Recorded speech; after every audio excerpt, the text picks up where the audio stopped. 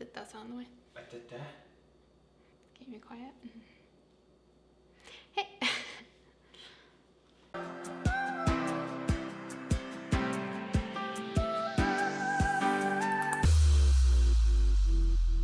Hey everyone, I'm Sav and this is Lagom Eats. Today I'm going to show you how to make a chocolate swirled pumpkin pie with a Gingersnap crust. It's smooth, creamy, a bit decadent from the chocolate, and spicy from the Gingersnap crust. If you're looking to elevate your pumpkin pie a bit this year without doing a ton of extra work, then this is the pie for you. Let's take a look at the ingredients. For the Gingersnap crust, we're going to need 2 cups of crushed ginger snaps, 2 tablespoons of brown sugar, half a cup of melted butter. For the filling, we're going to need 15 ounces of pureed pumpkin, 2 eggs, 1 teaspoon of cinnamon, a 1/4 teaspoon of cardamom, a 1/4 teaspoon of cloves, 1 tablespoon of minced fresh ginger, 14 ounces of sweetened condensed milk, and 3 ounces of dark chocolate. Let's get baking. So for the Gingersnap crust, I'm using my homemade brown butter ginger snaps. There's a link in the description below if you want the recipe, or you can use any store-bought ginger snap as well. So I already crushed them up. It took about 10 of these cookies, 10 ounces, but depending on the moisture content of your cookies, it's gonna be different, so don't quote me on the 10 cookies. So we'll just pour this into a bowl. And you don't have to crush them up super duper fine. As you can see, there's little chunks in mine still, so that's not a big deal. We're gonna put in our brown sugar. Now, my ginger snaps are really spicy. They've got a lot of spices in there. So if your ginger snaps aren't quite as spicy as mine, then you can add some ground ginger and cinnamon as well. All right, we're just gonna mix in the brown sugar a bit. All right, so now we're gonna pour in our melted butter and we'll mix that around, get it all nice and coated. So we're gonna use a 9-inch pie dish. I'm using this cute little pumpkin pie dish that one of our friends gave us. And we're going to dump our crust in there. And I'm just gonna use my hands to kind of press it all over.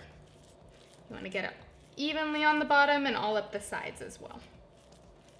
So now we're gonna bake this at 350 degrees for 10 minutes.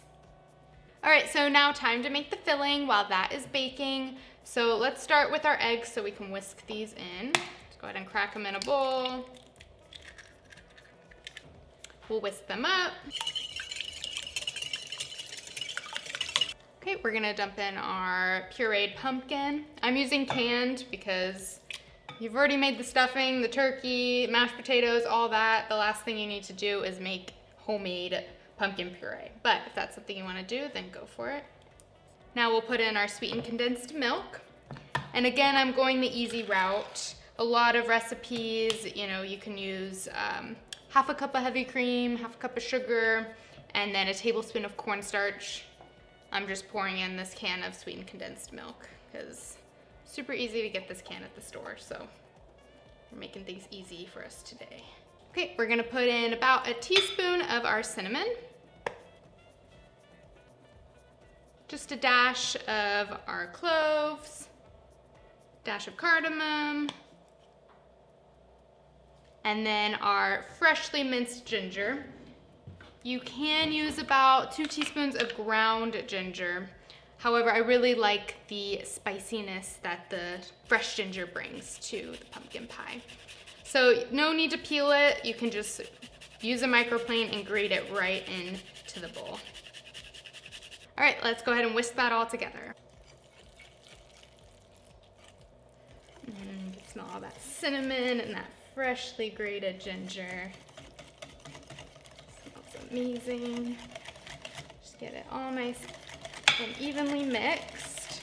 All right, so now we're going to melt our chocolate chips, so you can use a chocolate bar as well. You can do it in the microwave or over a double broiler if you'd like, whichever way. All right, so now we have our melted chocolate. We're gonna transfer about a cup of our filling into this chocolate. All right, I'm gonna mix this up. Our pie crust is done. We're just going to pour this filling in there, and we may have a little extra filling, so don't worry though. Sometimes that happens. Okay, so now we're going to just randomly put dollops of our chocolate filling all over.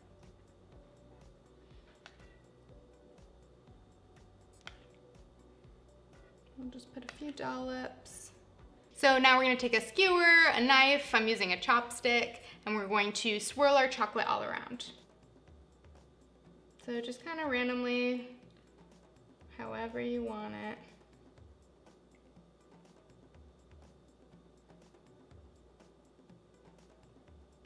So we turned up our oven to 400 degrees. We're gonna bake this for 40 minutes.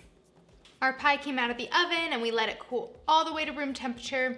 This pie is best eaten either at room temperature or just slightly chilled, which is great because this is the perfect make ahead pie. So you can make it a day or two before Thanksgiving instead of trying to make your pie along with everything else on Thanksgiving Day.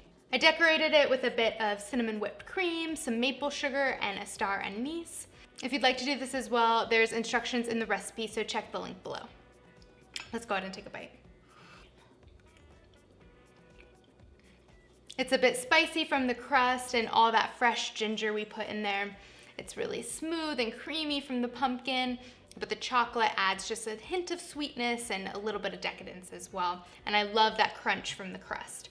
This is a delicious twist on a classic pie that your guests are gonna rave about. I hope you guys enjoyed my chocolate swirled pumpkin pie with a Gingersnap crust. The full recipe can be found on my food blog at logofmeats.com. I've got new delicious dishes coming out every week, so hit a like and subscribe below. I'll see you guys next time. Hey-do.